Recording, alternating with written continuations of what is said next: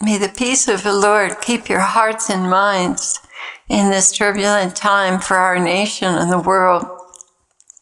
Well, I guess you could say I'm somewhat of a workaholic. I've been a naughty girl.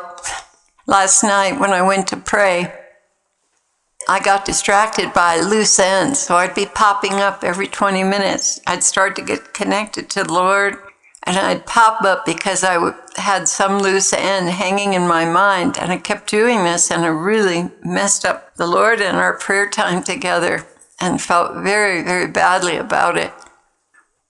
So I began, first of all, during worship, I saw the Lord crying. He had tears running down his cheeks, and he was trying to tell me something adamantly. And I thought, oh boy, what did I do? Well, I knew what I'd done, so cancel that. First of all, Lord, please forgive me for standing you up and for all these stupid things. They can and should wait. You should come first, my Savior. I would not blame you for being silent today. But you knew before I even started to feel it that we needed more organization, and I was getting barraged with loose ends. I'm really feeling overwhelmed by what faces me, and I can only trust you to make the right decisions. So please help me. Number 1, to put you first, and number 2, to settle our family into a good routine. The Lord answered me, you saw me crying, didn't you? Yes, Lord, why? Because I missed you, and you doubted how important you are to me, and how much I need to have my time with you? You think I don't need and want you? You are sadly mistaken. I hunger for your attention and worship. Not a faraway worship, but an intimate worship, where you and I are together, hearts entwined in holy and pure love and appreciation of one another. Everything you do must proceed from love, and you will be scraping the bottom for scraps if you don't come and commune with me on the level it takes for us to be one. Besides, I ache when you consider other things, even things done for me, when you consider that more of a priority. Do you understand, my love? Yes, I do, Lord, and I'm very, very sorry. God, help me not to be a workaholic. Well said. Lord, please lead me in the way I should go with every moment of my life, and give me listening ears and a humble and obedient heart. Oh, I do so need that. Dear family, sometimes I get the impression that Jesus may be telling me to do something, but because of my stubborn pride, I brush it off by saying, okay, yeah, I'll get to it. But first I need to finish this because so-and-so is waiting for it. Or some similar excuse for chasing a butterfly, just because I want to tidy up and get things done. Dear ones, this is the sin of indifference and pride and presumption. How this hurts our gentle Savior, because he desires and waits for our company.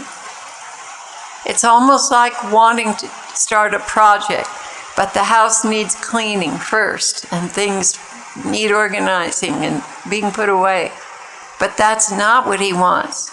He wants us to leave our unfinished tasks, our mess, right where they are, and go to him without delay. But we want to feel good and organized, so we put him off to finish the dishes or some other ridiculous excuse. Do you know that hurts him? When I saw the tears, I kind of knew I had really hurt him.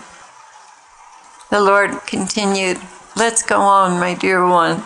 I have made a point, and I do not wish to belabor it. I understand all your dilemmas with the community, and I have an answer to them all. So does my mother, by the way. You could at least ask, and she would be happy to assist you. That noise you hear, guys, is rain. Blessed Mother, would you please help me? And I thought to myself, I don't expect to see her right on the spot. Maybe later she'll show up. But rather than that, I saw her standing a ways behind Jesus, not wanting to intrude on our time together. And she smiled, walking forward. I thought you would never ask, she answered. You have many good and sincere brothers and sisters that would be happy to help, if only they knew where to enlist their labors. It is wise to get simple resumes to help you understand the capabilities of each one, and I will help you sort them out. Just be mindful that I am with you in this little project. Thank you, Mother. I'm honored, and I know you'll do the best possible job. She answered, confidence in me and that my Son has assigned me to help you is all I need, daughter. Let's get started right away in sorting things out. Let me say this much.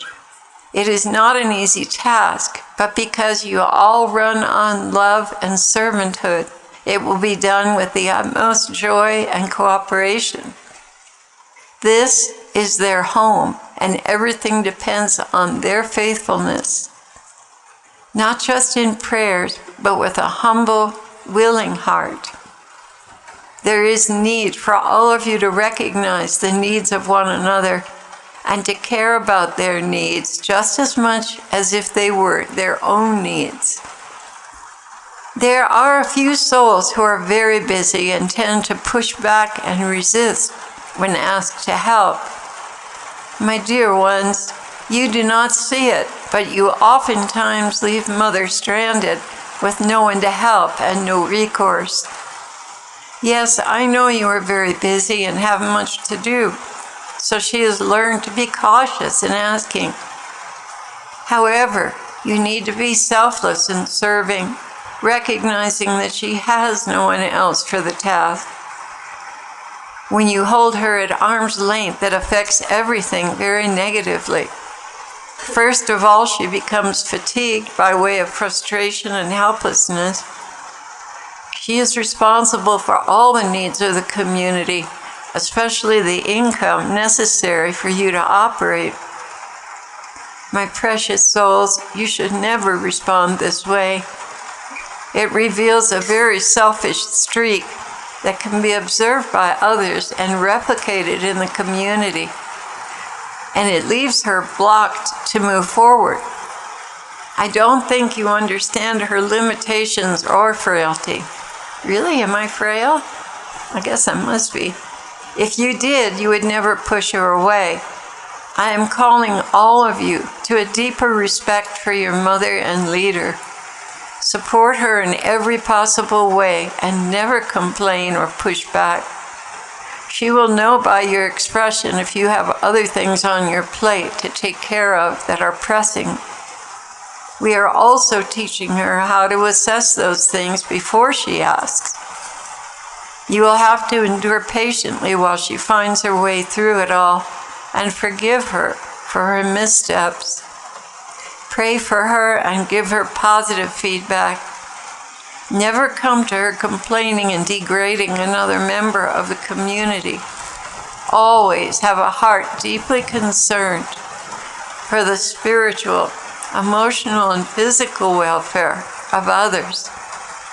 Satan has tried many things to divide this community, but because you genuinely love one another and are humble, he has not succeeded.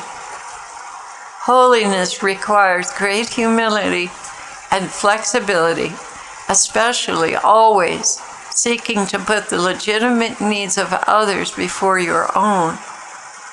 Also, your ability to forgive one another for offenses is key. If you find that hard, meditate upon how you have brought disorder into situations because of your ineptness in the past and how easily you could do it again. I must tell you that your love for one another speaks volumes about your dedication to my Son. They will know you are Christians by your love. Band together, precious ones, and by your servanthood, humility, and willing attitude, bring this community into perfect order as chosen servants of the Most High God, which indeed you are. You can never outgive the Lord. There will be most precious spiritual gifts distributed to those who train their hearts and minds to have this attitude. And that was the end of her message. Isn't that a beautiful message? Love it.